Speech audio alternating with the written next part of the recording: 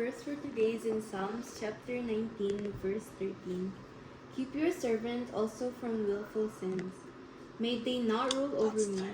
Then I will be blameless, innocent of great transgression. Transition. Transgression, yeah. When has God helped you avoiding sin? What did you do instead of sinning? Listen. Minsan nagbibigay siya ng ano sa sa Bible.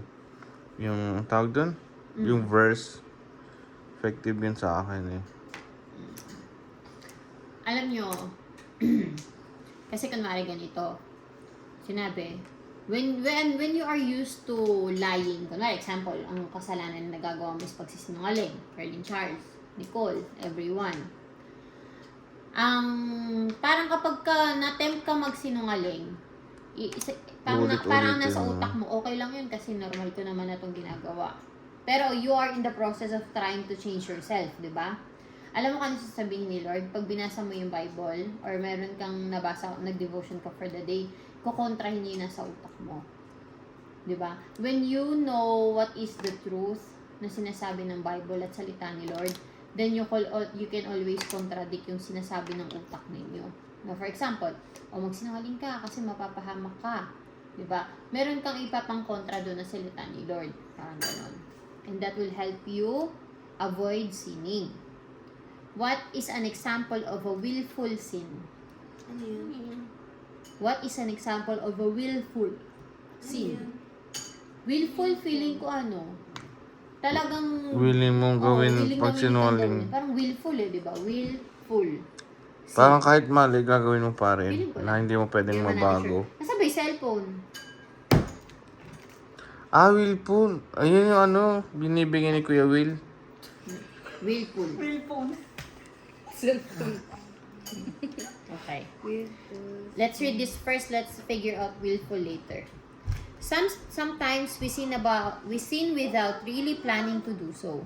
For example, we might get angry with someone and think unkind thoughts. Before we know it, we've sinned. While we need forgiveness for these accidental sins, yes, come. See, accidental sin. Willful. In this verse, King David is referring to willful sins. These are sins that results from intentionally choosing to do wrong. Intentionally doing to do wrong. Kahit alam mo nang mali. King David is asking God to keep him from these willful sins because David knows that God can help and will help him. God doesn't want us to sin. If we ask God to give us strength against sin, He will help us. We can ask God to keep us from sin at any time. We can pray this prayer in the morning before we begin our day. We can pray in the heat of the moment when we are to resist temptation. And we can pray it when we repent.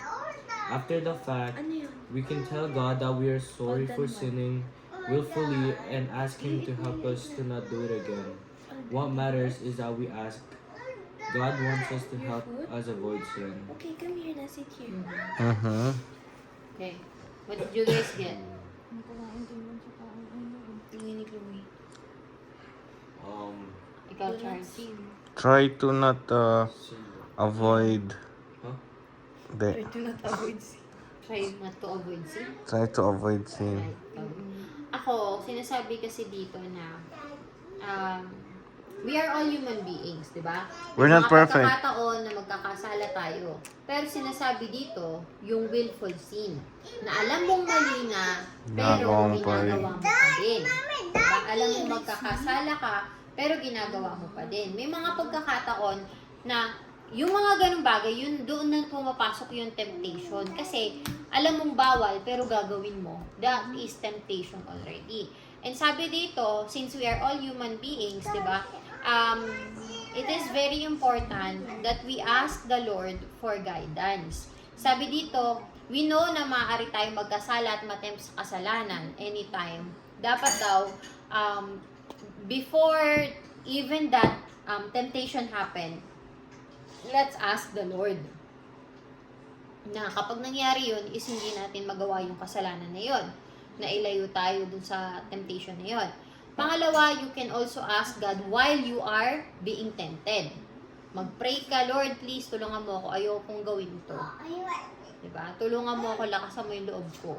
Lakasan mo, bigyan mo ako ng strength na i-resist to. Diba? And also, meron din sinasabi dyan na you can always ask for God's forgiveness when you sin. Diba? Kasi may mga pagkakataon naman talaga na hindi natin napapanalo yung kasalanan, ay yung temptation na yun. Pero napaka-importante that we read the Bible all the time kasi that will open our eyes kung ano nga ba ang tama at mali. And that's the time na mabubuksan yung mata natin sa mga willful sin na nagagawa natin. Diba? So, napaka-importante also na another important reason why we have to read the Bible kasi that will also help you and protect you from sinning.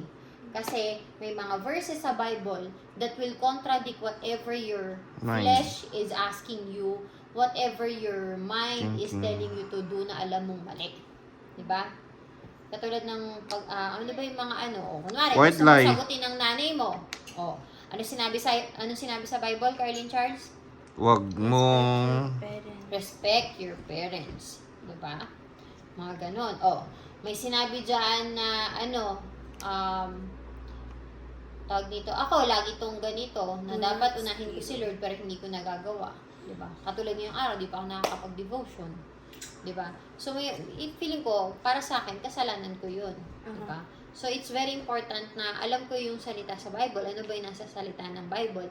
Sabi sa Bible na, put God first and everything shall be added unto you.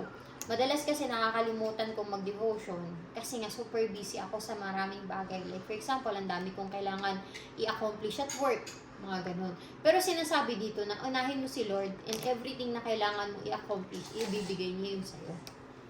Diba? Yun ang sinasabi doon. So, kung iko-kontra ko yung sarili ko, napakadami kong gagawin ngayon, wala akong oras mag-Bible, sasabihin ng utak ko, put God first and everything shall be added unto you. So, meron kang pangontra na salita ni Lord na alam mong totoo at hindi ka i-forsake or hindi ka mapapahiya. Diba?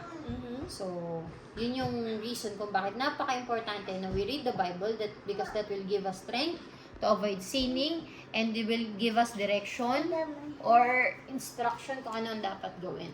Okay, tanong mo sa dalawa. Ano yun? Bakit nga ba tayo nagdi-DBS or ba-Bible? Bakit tayo nag-DBS? Nakalimutan na nila. Para makilala si Lord, kung gaano niya tayo kamahal, at kung gaano niya tayo... Makakasaya si Lord. Ako nga po mali. Yun yun. Kung ano yun? Chloe, Para makilala. kasama ka.